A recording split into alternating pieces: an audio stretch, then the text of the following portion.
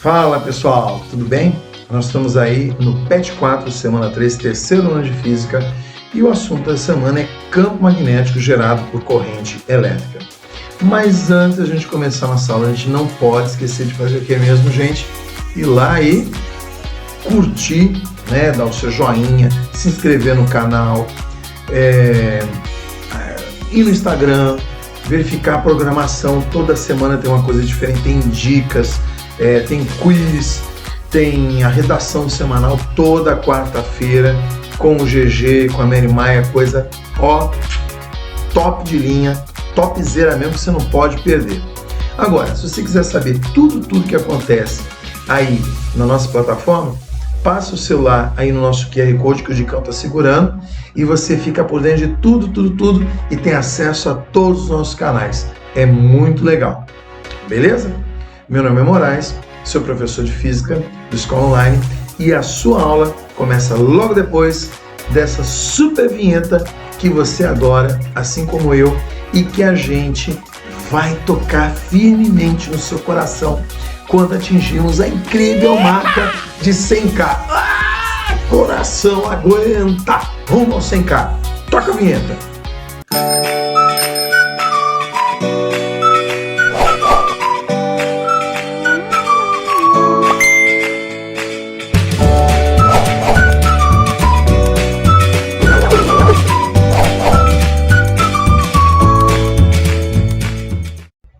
Então vamos lá. Na aula de hoje, nós vamos falar a respeito do campo magnético gerado por corrente elétrica. Detalhe importante, por que corrente elétrica vai gerar campo magnético? A ideia é que para você ter propriedades magnéticas, internamente você tem que ter organização e movimento ordenado. A soma desses dois fatores faz com que um determinado elemento possua propriedades magnéticas. Os elementos ferromagnéticos, uma vez magnetizados, têm essa característica. Lá pelos idos de 1820, meu amigo Hans Ørsted estava andando pela rua, lá, batendo papo, a gente conversando, 1820.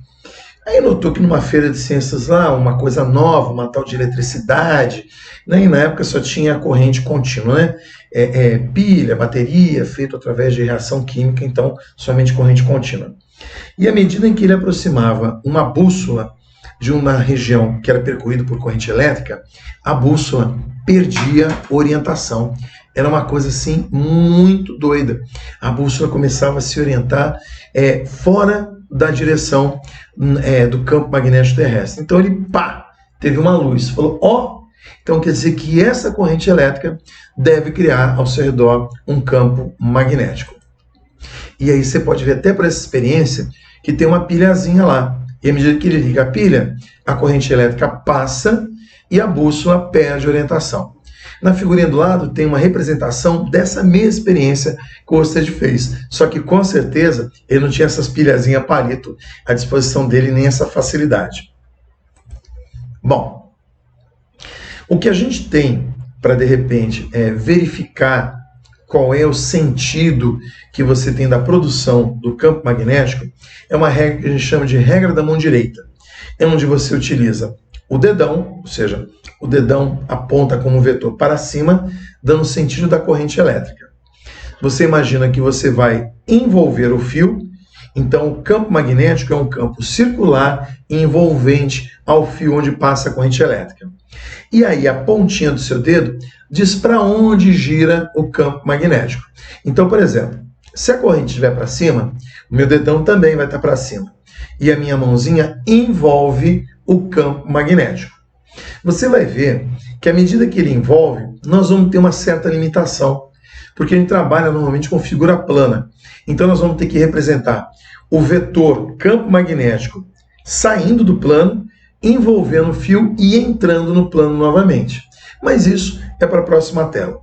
O que a gente também vai fazer nesse capítulo, nessa aula, é calcular a intensidade do campo magnético. E isso é dado pela expressão B, que é a intensidade do campo magnético, dado em Tesla, μ, que é essa letrinha U, esquisitinha, I, de corrente elétrica, que nós vimos em eletrodinâmica, 2π, que é uma constante, e R, que é o raio, ou melhor, a distância do fio até o ponto onde você quer medir a intensidade do campo magnético.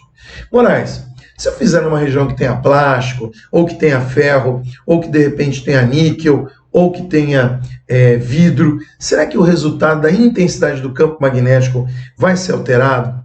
Vai. Então, para isso mesmo, nós vamos ter uma constante, que a gente chama de permeabilidade magnética, que vai estar envolvida na expressão. Nós temos a permeabilidade magnética do vácuo como o padrão. E matematicamente, é um valor que sempre é dado. É esse valor, 4π vezes 10 a menos 7 Tesla metro ampere. Legal? Guarde essa expressão, porque a gente vai usar daqui a pouquinho para resolver exercício. Mas, por enquanto, vamos ver um pouquinho essa ideia de como representar esse campo magnético no plano. Para isso, vamos adotar algumas ideias. Imagine, por exemplo, que o vetor que nós vamos representar seja essa minha caneta. A minha caneta tem pontinha e ela tem a parte de trás. Então, toda vez que você vê um vetor saindo do plano, você vê a pontinha da caneta. Então, o círculo com o pontinho indica que o vetor está saindo do plano. Se você estiver vendo a parte de trás, significa dizer que ele está entrando no plano. E à medida que ele está entrando no plano, ele vai ser representado por um xizinho. Então, volta a ideia da figura anterior que eu te mostrei. Olha lá. Aqui está o fio percorrido por uma corrente elétrica contínua. Não esqueça desse detalhe. E o meu dedão acompanha o sentido da corrente. E a minha mão envolve o fio. Como você tem o problema do plano, o meu dedão apontado para a corrente indica que a pontinha do meu dedo vai estar saindo do plano de um lado e quando der a volta ele vai estar entrando. Então, pontinho indicando que está saindo, xizinho indicando que ele está entrando. Legal? Então, voltado para o seu plano, pontinho está saindo, xizinho está entrando. Vamos à atividade 1. A atividade 1 quer que você determine a intensidade do campo magnético, dando algumas informações. Um fio condutor retilíneo muito longo é percorrido pela corrente de intensidade 2 amperes, o I da expressão. Qual a intensidade do campo magnético do fio? A 50 centímetros. Você notou que a unidade estava em Tesla metro ampere. Então você vai ter que acabar fazendo essa conversão da distância de centímetro para metro. Então vamos lá. O campo magnético gerado em um fio é dado por μ0, que é a permeabilidade magnética do meio, admitido que é o vácuo, I da corrente elétrica, 2π da constante e o R, que é a distância do fio até o ponto que nós queremos, que é exatamente 50 centímetros. Já convertido 50 centímetros para metro, vamos à substituição. A permeabilidade 4π vezes 10 a menos 7, vezes a intensidade da corrente 2, vezes o 2π da constante e os 50 centímetros convertido para metro. Posso simplificar o 4π com 2π, o 2 com 2, e nós vamos ter aí 1 dividido por 5, né? Ou melhor, desculpe, 4 dividido por meio, 8 vezes 10 a menos 7, o que é mesmo Tesla, que é a unidade de intensidade do campo magnético. Tranquilo, copiar, colar, substituir. Atividade 2. A figura mostra dois fios condutores R e S retilíneos e paralelos, contidos no plano da página. As setas indicam sentidos opostos de duas correntes elétricas convencionais de mesma intensidade que percorrem os fios. Em R, ela vai para a esquerda e em S para a direita. Indica o sentido do campo magnético resultante, ou seja, a soma vetorial dos dois campos produzidos pelos fios, se é para dentro ou para fora da página em cada um dos pontos. Pontos 1, 2 e 3. Então, o que eu vou fazer? Vou pegar a corrente elétrica R, de repente vai dar um problema de espelhamento para você, mas o meu dedão está no sentido da corrente R. Embaixo do fio, ele entra para mim e em cima ele sai. Então, vamos representar o campo magnético gerado pelo fio R, o fio azul. Em 1, ele está saindo. Em 2, em 3, ele está entrando. O fio S, que é o vermelho, tem um sentido oposto. Coloco o dedão e represento ele acima do fio e ele abaixo do fio vermelho. Então, acima do fio vermelho, ele vai estar entrando e abaixo do fio ele vai estar fazendo o que mesmo? Vai estar saindo. Então, faz para você olhando para o plano. Legal? Entrando no plano, saindo. E agora você vai fazer a resultante. Por exemplo, na região 2, a gente tem 2 entrando. Então, os 2 vão ter que estar para dentro. Então, não vai ter muito o que discutir. Então, vamos lá. Os 2 na região 2 entrando, resultante para dentro. Na região 1, o campo gerado pelo fio azul é maior do que o do vermelho pela proximidade. Então, próximo do fio azul, o campo azul tem maior intensidade. E a mesma ideia você tem próximo ao fio vermelho. Você verifique que próximo ao fio S, o campo saindo é mais intenso que o campo azul entrando. E aí você vai ter resultantes. Saindo na região 1, e como o vermelho é maior que o azul, ou seja, saindo é maior do que entrando, a resultante saindo. Onde você encontra essa resolução, essa resposta? Letra E. Para fora, para dentro, para fora. Regrinha da mão direita, treinar e rever o vídeo várias vezes, que você vai fazer esse vestibular.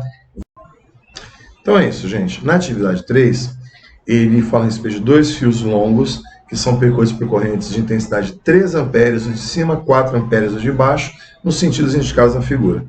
O vetor campo de indução magnética no ponto P resultante da atuação desses 2 fios dista 2 centímetros do fio de cima, que é o I1, e 4 centímetros do fio baixo, que é o I2. E ele quer saber a resultante desses campos, como é que vai ser dado. Então, a primeira coisa é você imaginar o fio, colocar a mãozinha, lembra da regra da mão direita, você está fazendo para você, o dedão está no sentido da corrente. Você nota que a parte de cima aqui do meu dedo indica que ele estaria saindo do plano. E quando ele fizer a curva, na parte de baixo, que é o ponto P, ele vai estar entrando. Então vamos representar esse campo aí dele. Entrando. Esse é o B1. E como calcular a intensidade de B1? Pela expressão do campo magnético. μ0, I, 2π, R, onde R é a distância do fio 1 até o ponto P, que vale 2 centímetros, e nós vamos converter para metros, não esqueça disso. Então vamos lá. O μ0 é dado, 4π vezes 10 a menos 7, né, foi dado logo na teoria.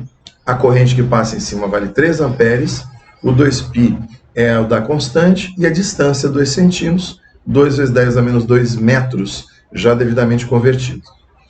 Vamos fazer a mesma coisa agora para o fio I2, que está aqui embaixo. Então, para você, o ponto P está aqui, ele estaria saindo do plano. Então, o fio 2, quando você envolver sua mãozinha, ele está saindo do plano para você em P. Vamos representá-lo. E vamos calcular o valor de B2. Só que agora o B2, ele tem uma corrente de 4 amperes e ele está a 4 centímetros, já convertido para metros. O total, 2 vezes 10 a menos 5 Tesla. Observe que o B1, que vale 3, ele é maior do que o B2. Então, se o maior está entrando e o menor está saindo, a resultante vai ter que ser também entrando. Então, manda quem tiver maior intensidade. Manda o sentido do vetor do B1. Ou seja, a resultante vai estar entrando. E como eles têm sentidos opostos, equivale a dizer que você tem uma diferença vetorial. Ou seja, uma subtração dos valores de B1 e B2. E quando você fizer essa subtração, 3 menos 2, 1 vezes 10 a menos 5 Tesla. Então, a resultante entrando e o valor 1 vezes 10 a menos 5, a alternativa correta, letra D de dado. Espero que você tenha gostado, espero que você tenha curtido. A gente sabe da dificuldade que a gente tem pelo número de exercícios que é proposto. Então, pegue seu livro didático, refaça as questões. Você vai fazer uma prova do Enem, vai fazer um vestibular, vai precisar dar uma treinadinha sempre nessa parte de magnetismo, que é extremamente importante. Legal? Gente, muito obrigado pela atenção de vocês e até o próximo encontro, se Deus quiser. E não esqueça, nós temos o Projeto Enem, Eu Não Erro Mais, 100% gratuito para você na nossa plataforma, todas as tardes, com quarta-feira, com uma aula de redação ao vivo, com convidados especiais, um projeto feito com muito carinho e que, se você de repente participar, eu tenho certeza que seu desempenho no Enem vai ser sensacional. Meu nome é Moraes, fiquem bem e até o Enem.